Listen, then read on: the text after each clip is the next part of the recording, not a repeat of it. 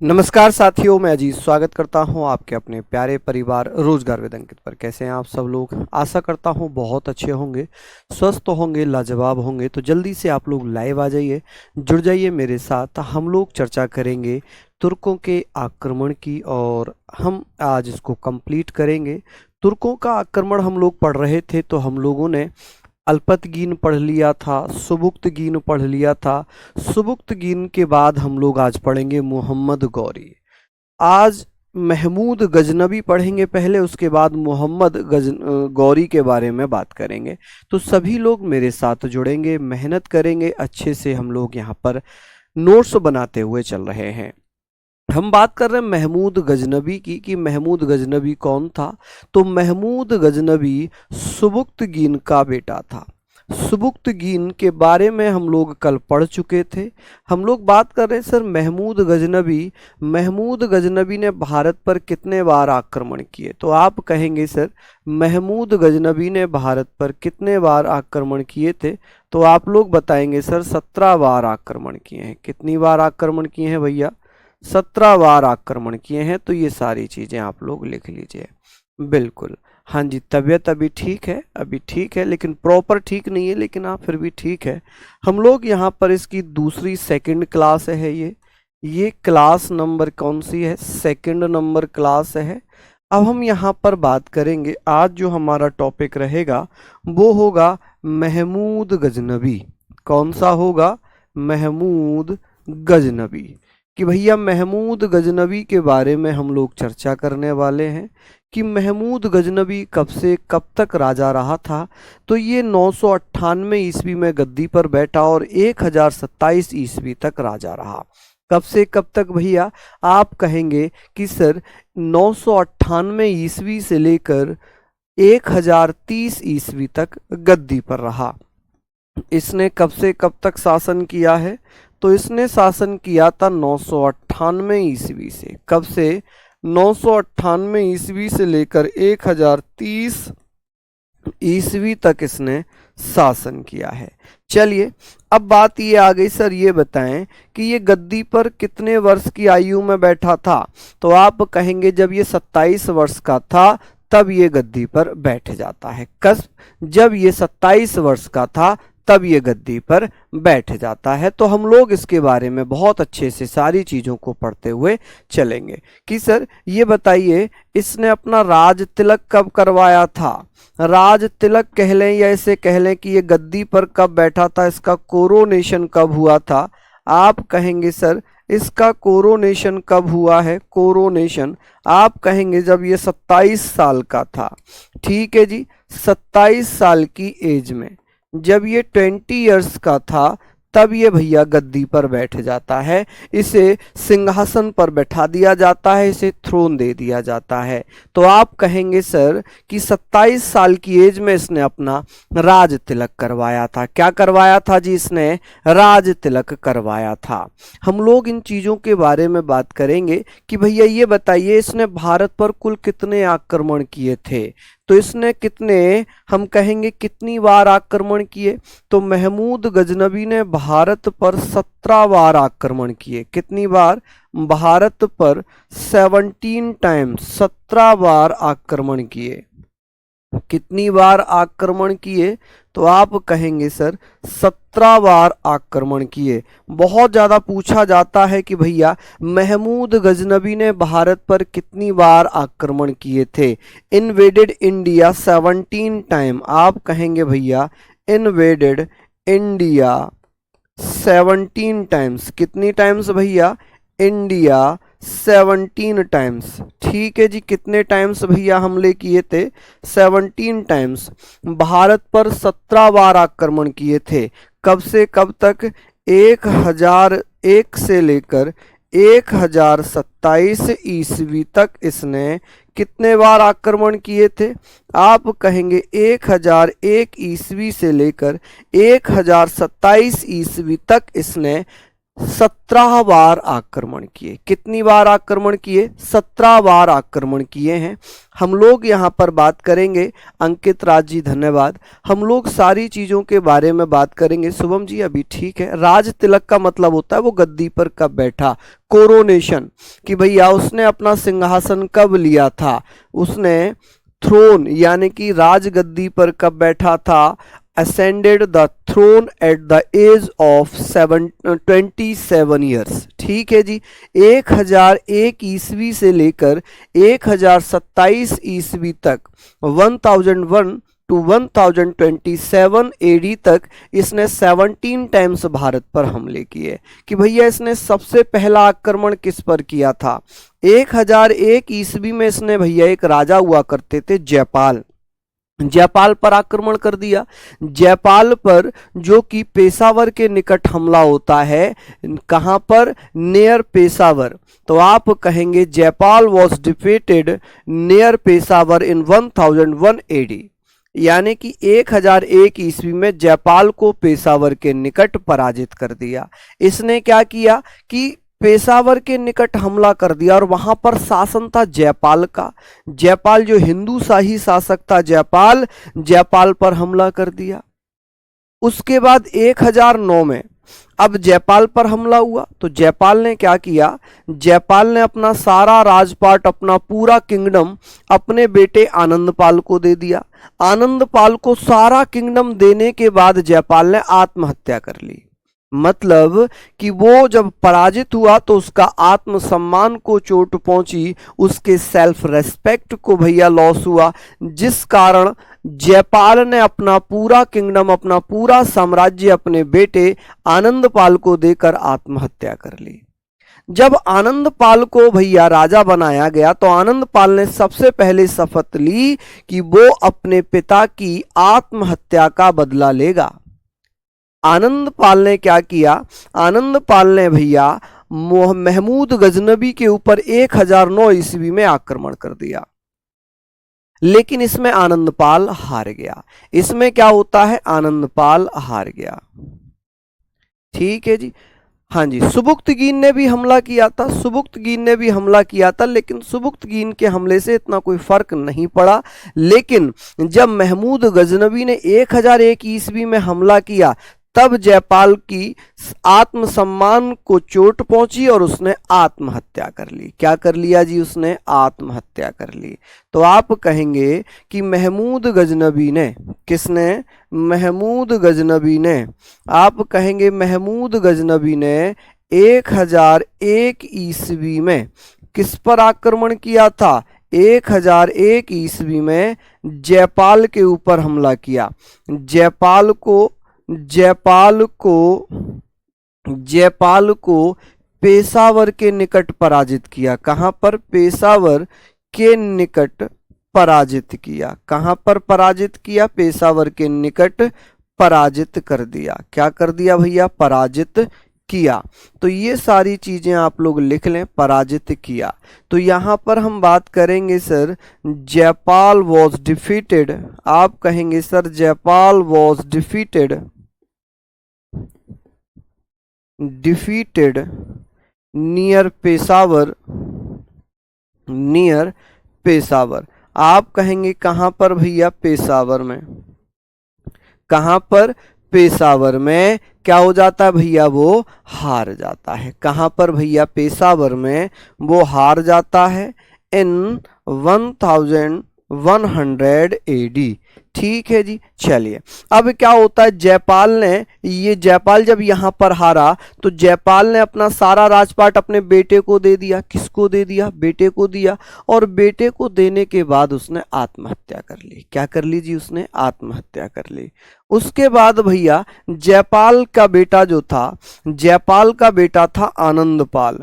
आनंदपाल ने क्या किया? अपना एक संघ बनाया और 1009 ईस्वी में, 1009 ईस्वी में जयपाल के बेटे आनंदपाल को बेहंद के निकट महमूद गजनबी ने पराजित कर दिया। तो आप कहेंगे कि भैया यहां पर किसको पराजित किया? आनंदपाल को पराजित किया। किसको?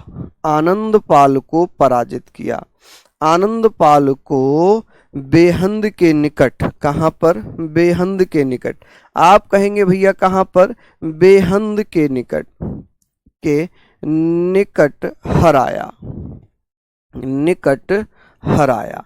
ठीक है जी, क्या किया? हराया। यानी कि आप कहेंगे आनंदपाल। ठीक है जी, कौन? Anandpal. Anandpal was defeated, defeated near Waihind. आप कहेंगे भैया कहां पर हरा दिया था? तो बेहंद के निकट। आप कहेंगे भैया कहां पर हरा दिया था? नियर बेहंद। बेहंद कहां पर? बेहंद के निकट भैया। कब? 1009 एडी में। चलिए ये भी आप लोग लिख लीजिए जल्दी जल्दी से, ये भी आप लोग लिख लीजिएगा अच्छे से कि भैया ये सब कौन कर रहा है? ये महमूद गजनबी कर रहा है। कौन? महमूद गजनबी कर रहा है। ये राजा जयपाल कौन था? तो ये हिंदू शाही राजा था। ये कौन था? एक बच्चा पूछ रहा है कौन था, हालांकि मैंने सुबुक्तगीन में लिखवाया भी था। ये हिंदू शाही शासक था, हिंदू शाही शासक, हिंदू शाही रूलर। ये मैंने कल लिखवा भी दिया था, इसलिए नहीं लिखवाया था। और इसका बेटा जयपाल का पुत्र कौन था? जयपाल का पुत्र था आनंदपाल। कौन था? जयपाल का पुत्र था आनंदपाल। अब बात करेंगे सर, ये तो हमने पढ़ लिए, ये तो पूछ लिए जाते हैं, लेकिन सबसे ज्यादा जो पूछा जाता है वो है कि भैया महत्वपूर्ण आक्रमण कौन सा था? महत्वपूर्ण आक्रमण कौन सा था? तो महत्वपूर्ण आक्रमण, इंपोर्टेंट अटैक माना जाता है सोमनाथ मंदिर का, कि भैया सबसे महत्वपूर्ण आक्रमण माना गया है सोमनाथ मंदिर का। गुजरात में पड़ता है। कहां पर? गुजरात में पड़ता है। और भैया वहां के राजा हुआ करते थे भीम सेकंड या भीम प्रथम।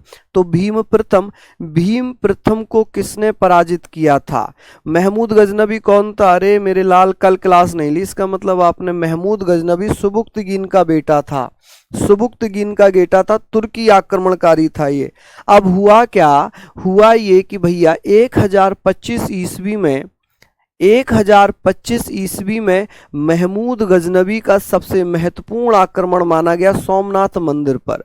उसने 1025 में सोमनाथ मंदिर पर आक्रमण कर दिया और वहां के राजा भीम प्रथम को पराजित कर सोमनाथ मंदिर को लूट लिया। अब हुआ ये कि इसमें भैया 1025 में जो आक्रमण हुआ, इसमें 50,000 लोग मारे गए। कितने? 50,000 लोग मारे गए। ये आप लोगों को लिखना है कि भैया सबसे महत्वपूर्ण जो आक्रमण था महमूद गजनबी का, वो 1025 में हुआ था। तो ये मोस्ट इंपोर्टेंट लाइन होगी, यहां पर मोस्ट इंपोर्टेंट लाइन हो जाएगी कि भैया कौन सी है मोस्ट इंपोर्टेंट, कि 1025 में, 1025 ईस्वी में महमूद गजनबी ने किस पर हमला किया था? आप कहेंगे महमूद गजनबी, महमूद गजनबी ने सोमनाथ मंदिर पर हमला किया। किस पर? सोमनाथ मंदिर पर हमला किया। सोमनाथ मंदिर, क्या किया भैया? सोमनाथ मंदिर पर क्या कर दिया भैया? पर आक्रमण कर दिया, अटैक कर दिया। ठीक है, आक्रमण किया। जब आक्रमण किया तो यहां पर 1025 में किसका शासन हुआ करता था? तो आप कहेंगे सर यहाँ का शासक हुआ करता था जिसका नाम था भीम प्रथम। और इस युद्ध में भैया 50,000 सैनिक मारे गए। कितने? 50,000 सैनिक मारे गए। हम लोग यहाँ पर बात कर रहे हैं, चलिए बहुत बढ़िया, हम लोग यहाँ पर बात करेंगे, हम लोग सिंपल से क्वेश्चंस पर चर्चा करते हुए चल रहे हैं। आप कहेंगे महमूद गजनबी, आप कहेंगे भैया महमूद गजनबी, लिख लेना भैया, क्या लिख लेना? महमूद गजनबी। इम्पोर्टेंट है महमूद गजनबी, लेकिन इसको डबल ओ ना लिखकर यू लिख लो, महमूद गजनबी। ठीक है जी, कौन? महमूद गजनबी was अटैक, या महमूद गजनबी अटैक्ड किस पर अटैक्ड किया उसने? तो आप कहेंगे attacked on Somnath, Somnath temple, Somnath temple. किस पर हमला किया था जी? सोमनाथ टेम्पल पर आक्रमण किया। और भैया सोमनाथ कहाँ पड़ता है? आप कहेंगे सर सोमनाथ कहाँ पड़ता है जी? सोमनाथ मंदिर, सोमनाथ मंदिर कहाँ पर होगा? सोमनाथ मंदिर पड़ता है जी गुजरात में। कहाँ पर? गुजरात में। कहाँ पर है? गुजरात में। और यहाँ के इस समय राजा कौन थे?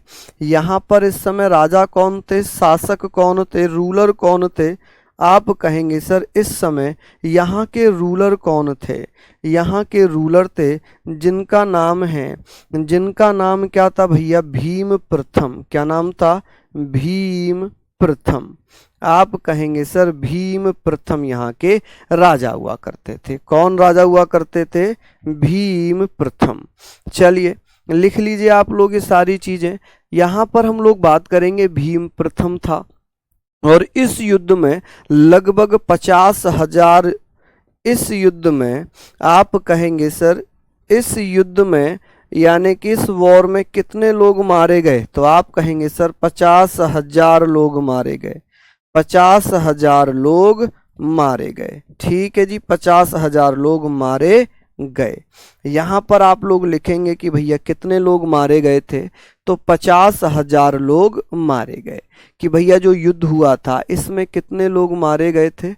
आप कहेंगे भैया गुजरात, यहाँ पर गुजरात। ठीक है जी, गुजरात। ठीक माय डियर, तो आप कहेंगे गुजरात में जो सोमनाथ मंदिर था इस पर 1025 ईस्वी में हमला हुआ जिसमें 50,000 लोग मारे गए। ठीक है, 50,000 पीपल वर किल्ड। तो इसको इंग्लिश में चाहें तो लिख सकते हैं आप 50,000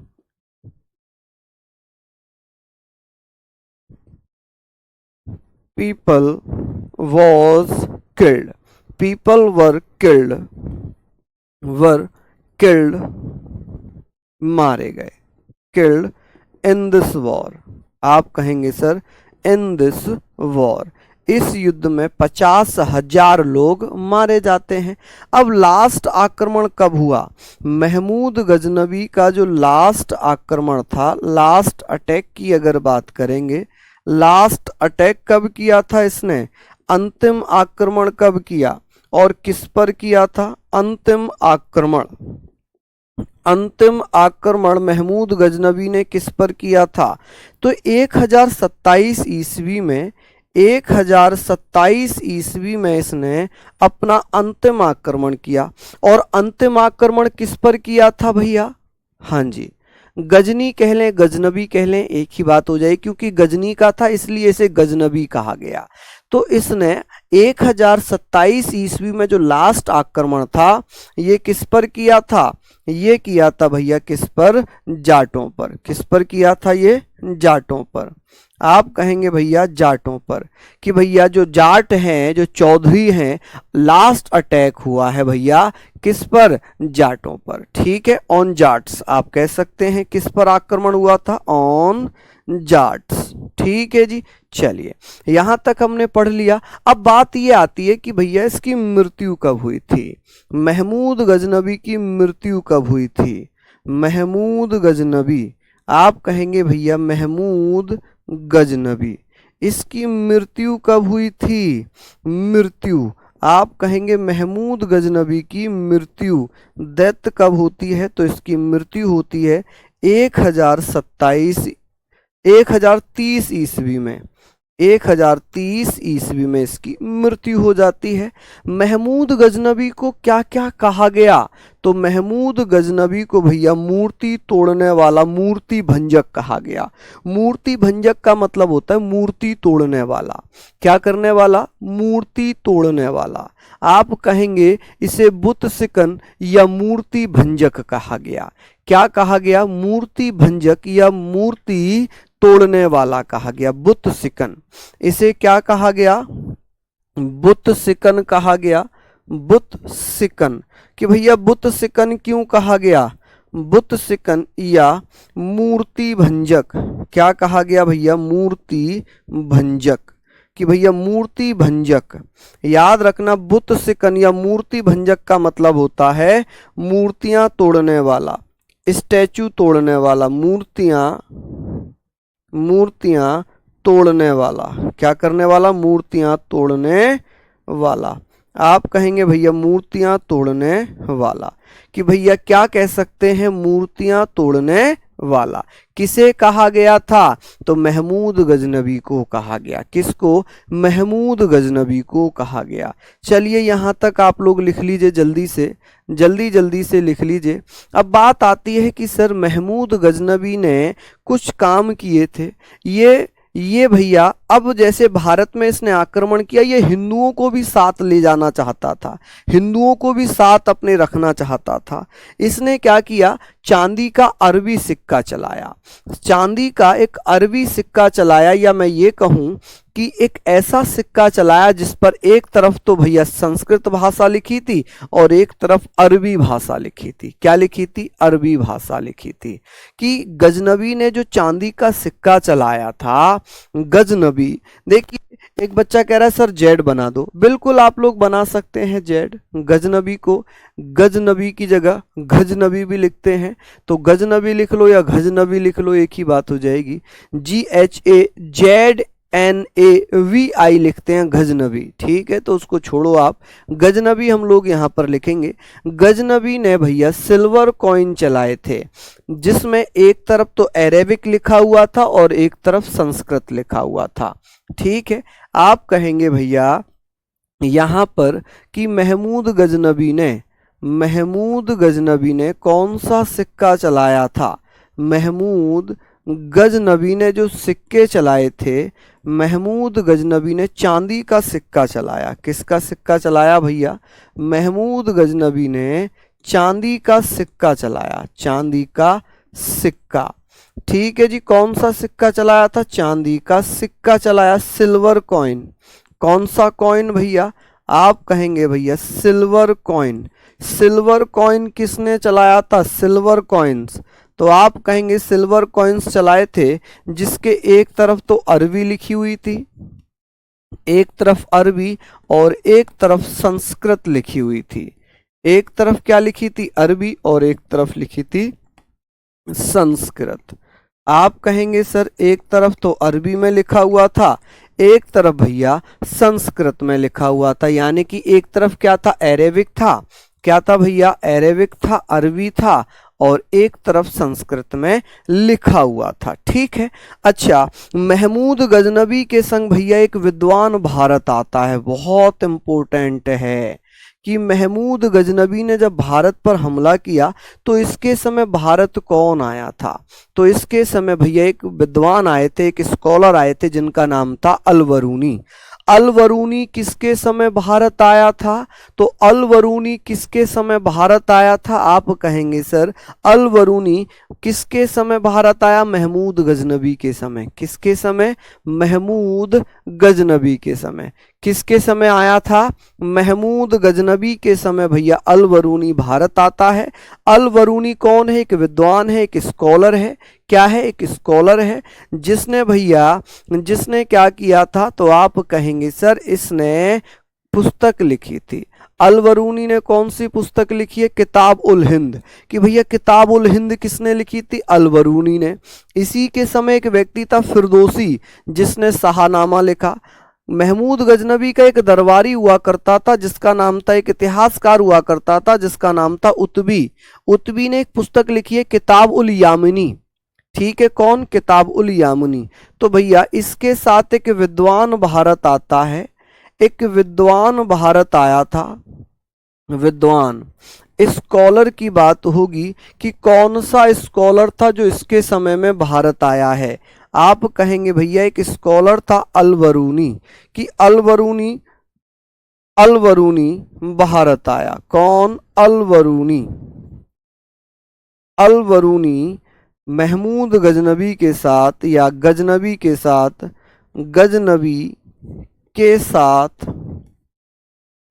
साथ भारत आया। ठीक है, कहाँ आया? भारत आया। आप कहेंगे भैया भारत आया कि अलबरूनी किसके साथ भारत आया था? Came to India at the time of Mahmud Ghaznavi. आप कहेंगे कि came to India, to India, came to India किसके साथ? At the time of, at the time of Ghaznavi. ठीक है जी, गज, इसको गजनबी ऐसे लिखते हैं, गजनबी। ठीक है, गजनबी। तो गजनबी को गजनबी भी लिखा जाता है, कहीं कहीं तो इसको ऐसे लिखते हैं गजनबी, जो नॉर्मल मैंने लिख दिया। एक जगह लिखा जाता है भैया गजनबी, क्या लिखते हैं इसको? गजनबी। तो आप लोग यही लिख लेना, जो भी आपको अच्छा लगे आप वो लिख लीजिएगा, दोनों ही नाम लिखे जाते हैं। अन्य विद्वान कौन कौन थे भैया? अच्छा, इसकी जो पुस्तक है, इसकी एक बुक भी है, इसकी एक बुक का नाम क्या है? किताब उल हिंद। कि भैया किताब उल हिंद किसने लिखी थी? तो किताब उल हिंद किसके द्वारा लिखी गई थी? आप कहेंगे किताब उल हिंद। ठीक है, किताब उल हिंद किसने लिखी थी? किताब उल हिंद। आप कहेंगे सर अलबरूनी ने। किताब उल हिंद ऐसे करके लिखना कि भैया किताब उल हिंद किसने लिखी थी? किताब उल हिंद अलबरूनी ने लिखी थी। इसके समय में अन्य विद्वान कौन कौन थे? अन्य विद्वान, अदर स्कॉलर्स कौन कौन थे? अदर स्कॉलर्स की बात करेंगे, जैसे कि फिरदौसी था। कौन था भैया? फिरदौसी। फिरदौसी ने क्या लिखा था? फिरदौसी, फिरदौसी ने भी एक किताब लिखी है, फिरदौसी की भी एक बुक है। इसकी बुक का नाम क्या होगा? कि फिरदौसी ने शाहनामा लिखा है। क्या लिखा है भैया? शाहनामा। आप कहेंगे शाहनामा किसने लिखी थी? शाहनामा किसने लिखी है? आप कहेंगे भैया शाहनामा किसने लिखी थी? शाहनामा। यहां पर आप लोग लिख लेंगे शाहनामा। अब बात करेंगे उत्बी। कौन? उत्बी, इतिहासकार था इसका उत्बी। उत्बी की एक पुस्तक है, उत्बी ने भी एक पुस्तक लिखी है, किताब उल यामिनी। किताब उल यामिनी किसने लिखी है? तो आप कहेंगे किताब उल यामिनी किसके द्वारा लिखी गई है? बहुत इंपॉर्टेंट है माय डियर, आप कहेंगे बहुत इंपॉर्टेंट है। किताब उल यामिनी, यामिनी किसने लिखी है? किताब उल यामिनी। आप कहेंगे भैया किताब उल यामिनी किसके द्वारा लिखी गई है? तो बता दीजिएगा, किताब उल यामिनी किसने लिखी है जी? किताब उल यामिनी। आप कहेंगे भैया उत्बी ने। किसने? उत्बी ने। ठीक है जी, चलिए चलिए। चचनामा बेटा किसकी है? चचनामा अली अहमद की है। चचनामा अली अहमद ने लिखी थी। नहीं, टाइम आउट कोई नहीं होता बेटा, पेड क्लास में किसी को टाइम आउट नहीं किया जाता, ना कोई ऑप्शन आता है टाइम आउट करने का। ठीक है भैया, यहाँ पर मेरी क्लास में तो ना तो कोई टाइम आउट होता, और पहली बात यह कि आपकी एप्लीकेशन पर चल रही है, एप्लीकेशन पर किसी को टाइम आउट नहीं किया जाता है, किसी को टाइम आउट नहीं किया जाता है। चलिए, अब हम लोगों ने ये पढ़ लिया, इन सबका काम था भारत में लूटपाट करना। जितने भी ये आए थे इन सबका काम था लूटपाट करना। अब इसके बाद जो इसका उत्तराधिकारी बना, या मैं ऐसे कह लूं मोहम्मद गौरी जब भारत में आया, तो मोहम्मद गौरी ही भारत में मुस्लिम साम्राज्य का वास्तविक संस्थापक बन गया। Mohammad Ghori was the real founder of Muslim empire in India. ठीक है, चलिए हम लोग यहाँ पर ये सारी चीजें हम लोगों ने पढ़ ली, इसको आप लोग जरूर याद करना जो हम लोगों ने यहाँ तक लिखा है। चलिए, लिख लिया होगा। आगे हम बात करते हैं भैया मोहम्मद गौरी की। किसकी? मोहम्मद गौरी की हम लोग बात करेंगे कि सर मोहम्मद गौरी, आप कहेंगे सर मोहम्मद गौरी, बता सकते हैं आप लोग कि भैया मोहम्मद गौरी, इसके बारे में मैं बात करूंगा। मोहम्मद गौरी ये इम्पोर्टेंट है थोड़ा सा, क्योंकि तराइन के युद्ध वगैरह ज़्यादा पूछे जाते हैं आपके एग्जाम में, कि तराइन के जो युद्ध हुए थे वो कब कब हुए थे। मोहम्मद गौरी को भारत में मुस्लिम साम्राज्य का वास्तविक संस्थापक कहा जाता है। इसे क्या कहा जाता है? आप कहेंगे भारत में मुस्लिम साम्राज्य का वास्तविक संस्थापक, मुस्लिम साम्राज्य का, मुस्लिम साम्राज्य का वास्तविक संस्थापक, वास्तविक संस्थापक, वास्तविक संस्थापक। चलिए आगे हम लोग बात करेंगे। आप कहेंगे सर यहाँ पर हमने पढ़ लिया कि भैया ये कौन था, the real founder of the Muslim empire, Muslim empire in India. साम्राज्य को साम्राज्य लिख लीजिए, साम्राज्य नहीं लिखते हैं, इसको साम्राज्य लिखते हैं। तो आप कहेंगे sir the real founder, the real founder, real founder, the real founder of Muslim empire. आप कह सकते हैं भैया कौन? तो real founder of the Muslim empire, of Muslim empire, Muslim empire. ठीक है जी, मुस्लिम एम्पायर इन इंडिया, कि भैया भारत में मुस्लिम एम्पायर का वास्तविक संस्थापक किसे माना गया? मोहम्मद गौरी को। मोहम्मद गौरी को। इसका पूरा नाम क्या था? मुइजुद्दीन मोहम्मद बिन साम, मुइजुद्दीन मोहम्मद बिन साम इसका पूरा नाम है। कि भैया इसका पूरा नाम क्या था? पूरा नाम, फुल नेम क्या है इसका? Full name. आप कहेंगे भैया फुल नेम क्या होगा? यहाँ पर आप लोग लिख लेंगे पूरा नाम क्या होगा। तो आप लिखेंगे भैया मुहिउद्दीन, क्या नाम है? मुइजुद्दीन मोहम्मद बिन साम, मुइजुद्दीन, मुइजुद्दीन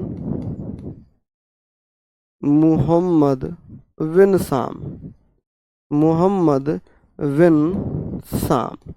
ऐसे करके आप लोग लिखना, मोहम्मद बिन साम इसका पूरा नाम है। अच्छा, कहीं तो ये शाम लिखा हुआ है और कहीं ये साम लिखा हुआ है, मोहम्मद बिन साम।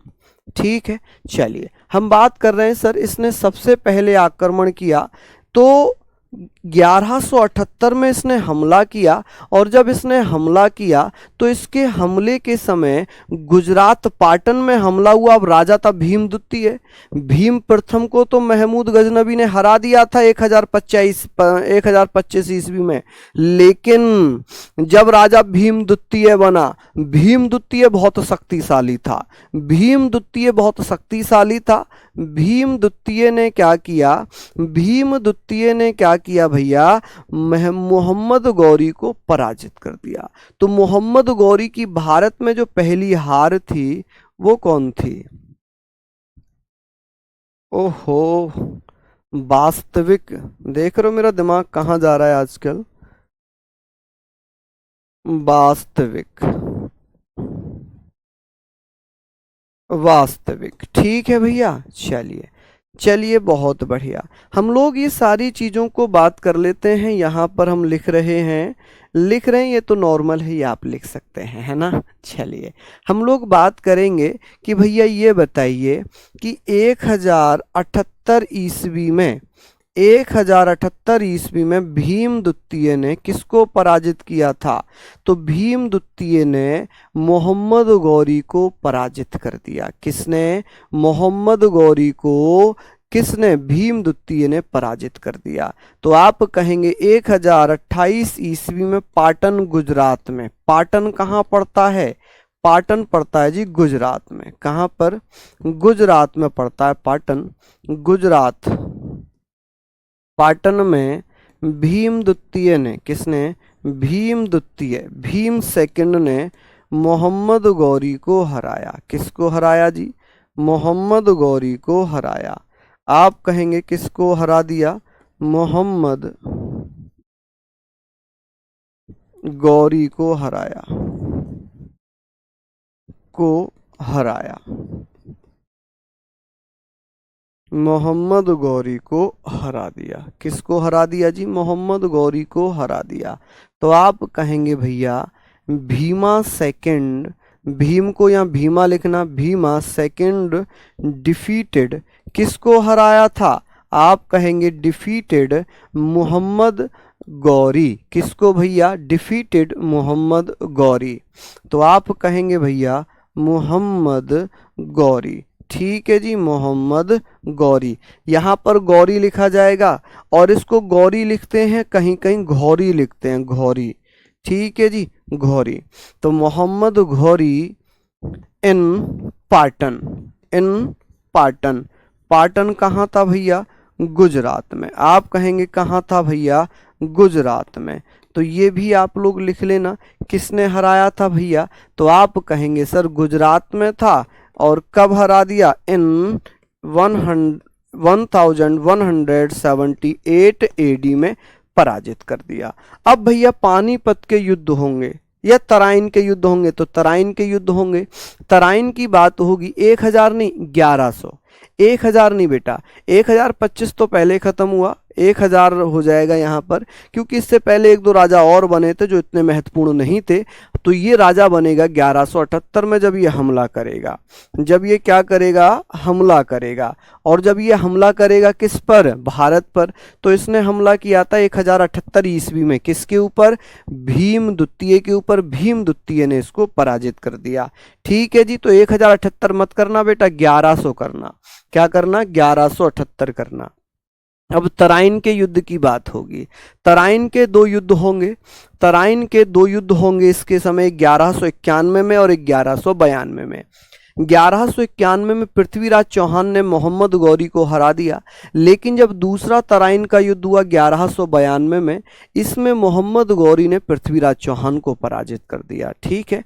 उसके बाद एक चंदावर का युद्ध हुआ था 1194 में, जिसमें मोहम्मद गौरी ने कन्नौज के राजा हुआ करते थे जयचंद, जयचंद को पराजित किया। हुआ क्या था? जयचंद की एक बेटी थी संयोगिता। संयोगिता ने क्या किया? संयोगिता ने क्या किया? भीम द्वितीय बेटा पाटन गुजरात का राजा था। अब हुआ क्या? हुआ ये संयोगिता पृथ्वीराज चौहान से प्रेम करती थी। संयोगिता ने पृथ्वीराज चौहान की मूर्ति बनाकर उनके गले में वरमाला डालकर उनसे शादी कर ली, विवाह कर लिया। और ये बात भैया जयचंद को पसंद नहीं आई, क्योंकि जयचंद राजा बनना चाहता था दिल्ली का। जयचंद भैया पृथ्वीराज चौहान के संबंधियों में ही एक था। ठीक है। तो पृथ्वीराज चौहान जब भैया संयोगिता को ले आए, उठा लाए, तो जयचंद ने क्या किया? अपना एक दरबारी किसके पास भेज दिया? मोहम्मद गौरी के पास भेज दिया कि आप हमला करो, हम आपके साथ हैं। मोहम्मद गौरी ने हमला कर दिया पृथ्वीराज चौहान को, लेकिन पहले हमले में गौरी हार गया, दूसरे हमले में गौरी जीत जाता है। लेकिन अब जयचंद थोड़ी ना बचेगा, जयचंद थोड़ी ना बचेगा। तो जयचंद को ऊपर भी गौरी हमला करता है और जयचंद को पराजित कर देता है। जयचंद धोखेबाज। आपने कहानी सुनी होगी ना, हर घर में जयचंद होते हैं, हम जयचंदों के कारण हारे हैं। अभी एक बयान बड़ा वायरल है कि हम जयचंदों के वजह से हारे हैं, जयचंदों ने धोखा दिया है। तो ये जो जयचंद है, ये कहा जाता है कि जयचंद ने भैया हर किसी को धोखा दिया, पृथ्वीराज चौहान को धोखा दिया, अपने संबंधियों को धोखा दिया। इस कारण भैया जयचंद को धोखेबाज के नाम से जाना गया। ठीक है जी, चलिए यहाँ पर हम लोग बात करते हैं। तो भैया उसके बाद इसने अंतिम आक्रमण किया था। गोखर जाति होती है एक, गोखर जाति। गोखर जाति के खिलाफ 1205 में इसका लास्ट आक्रमण होता है। और जब ये सिंधु नदी पार करता है 1206 में, तो सिंधु नदी के पास इसकी दमयक नामक स्थान पर इसे भैया एक लड़ाकू जातियों के द्वारा मार दिया जाता है। मोहम्मद गौरी के सिक्कों पर भैया एक तरफ कलमा लिखा था, एक तरफ ये दिक्कत है, जैसी गर्दन हल्की सी झुकती है फिर दर्द हो जाता विकट।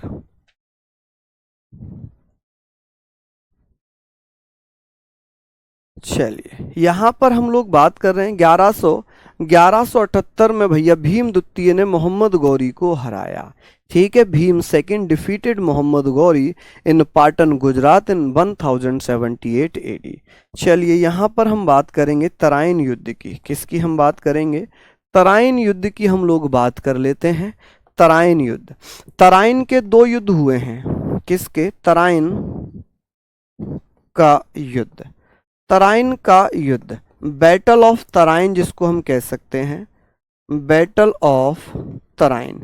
आप कहेंगे भैया बैटल ऑफ तराइन कि तराइन के जो युद्ध हुए थे इसमें किसने किसको हराया था?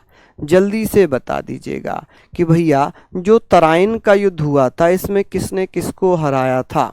कौन कौन बच्चा बताएगा कि सर तराइन का युद्ध कब हुआ था?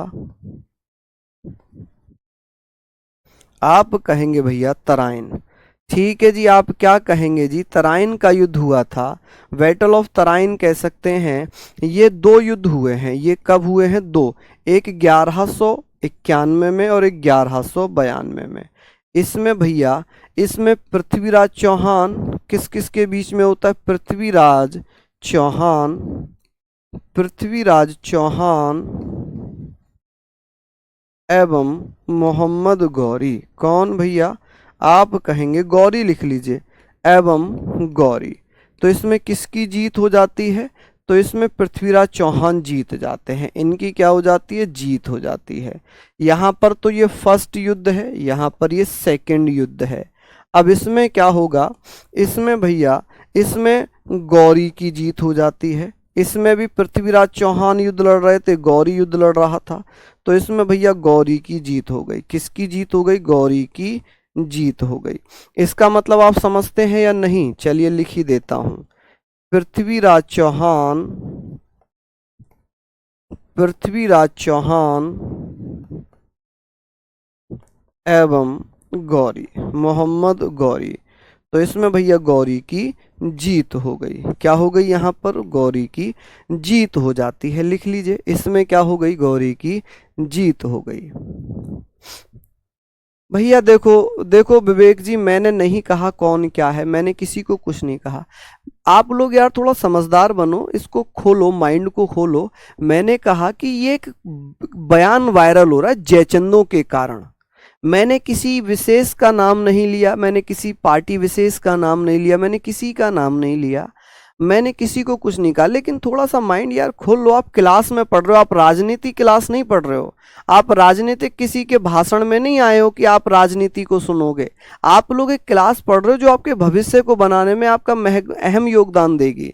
ठीक है, चलिए हम लोग यहाँ पर बात कर रहे हैं इसके बारे में, सारी चीज़ों को हम लोग पढ़ रहे हैं। आगे हम लोग चल रहे हैं कि भैया एक युद्ध होता है 1194 में, चंदावर का युद्ध, बैटल ऑफ चंदावर। आप कहेंगे सर चंदावर का युद्ध हुआ, कौन सा युद्ध हुआ? चंदावर का युद्ध। कि भैया चंदावर का युद्ध कब हुआ था? आप कहेंगे सर चंदावर का युद्ध कब होता है? कौन बताएगा? बैटल ऑफ चंदावर की बात करेंगे। Battle of Chandawar, battle of Chandawar. ठीक है जी, चंदावर के बारे में बात करेंगे। ये कब हुआ है? आप कहेंगे भैया ये हुआ है 1194 में। कब? 1194 एडी में ये हुआ। और ये किस किस के बीच में हुआ था? तो भैया इसमें गौरी ने किसको हराया था? तो इसमें गौरी ने जयचंद को हराया। जयचंद को हराया। किसको हराया? जयचंद को हराया। जयचंद को हराया। यहाँ पर हम कह रहे हैं गौरी डिफीटेड, जिसको घौरी लिखा गया है, घौरी डिफीटेड, डिफीटेड जयचंद। कौन भैया? जयचंद। ठीक है जी, जयचंद। तो ये सारी चीज़ें आप लोग यहाँ पर लिख लें। ये सारी चीज़ें यहाँ पर आप लोग लिख लें कि भैया अंतिम आक्रमण कब हुआ था? लास्ट अटैक कब किया था गौरी ने? लास्ट अटैक, लास्ट अटैक कब किया है गौरी ने? आप कहेंगे सर लास्ट अटैक, अंतिम आक्रमण कब किया है जी? अंतिम आक्रमण, जल्दी जल्दी से बताइएगा, अंतिम आक्रमण कब किया? अंतिम आक्रमण कब किया था जी? 1000 या 1205 में? 1205 में। ठीक है जी, 1205 में किया। किसके खिलाफ किया था? तो पंजाब में किया था। कहाँ पर किया था? पंजाब में। कहाँ पर किया था भैया? पंजाब में। और पंजाब में एक जाति रहती थी गोखर जाति। कौन सी? गोखर जाति या खोखर जाति। खोखर जाति। कौन सी जाति भैया? खोखर जाति रहती थी। कौन सी? खोखर जाति के विरुद्ध। ठीक है जी। आप कहेंगे गोखर जाति के विरुद्ध है, तो भैया against the Khokhar caste of Punjab. आप क्या कहेंगे? किसके अगेंस्ट किया था ये? यहां पर अगेंस्ट, किसके अगेंस्ट किया था इन्होंने? अगेंस्ट एट द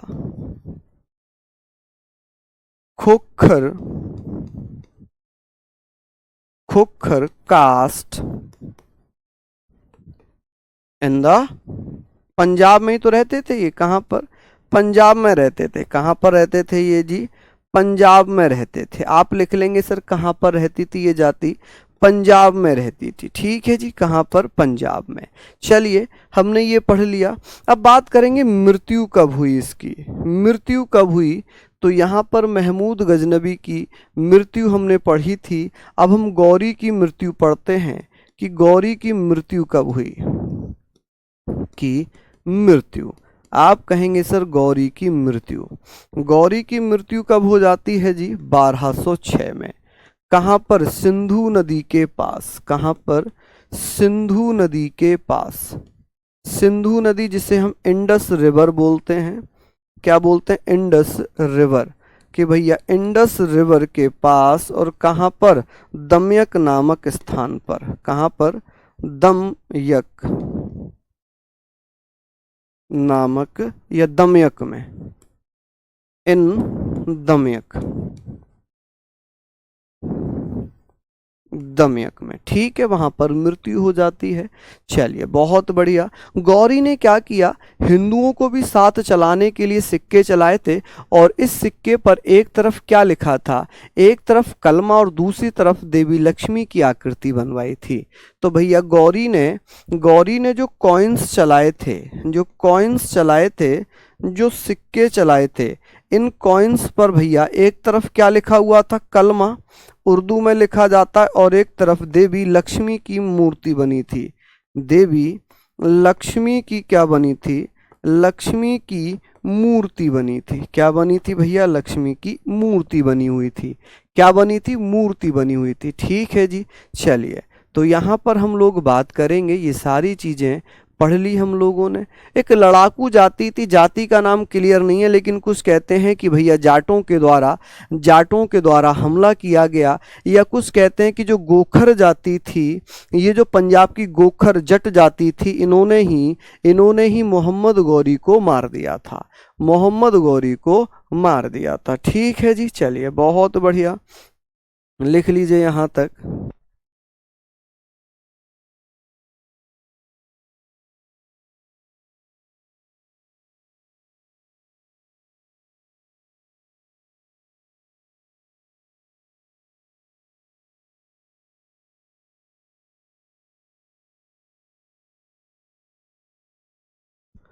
चलिए बहुत बढ़िया, शानदार, लाजवाब। बच्चा कह रहा है कि सर मोहम्मद गौरी ने कब से कब तक शासन किया है?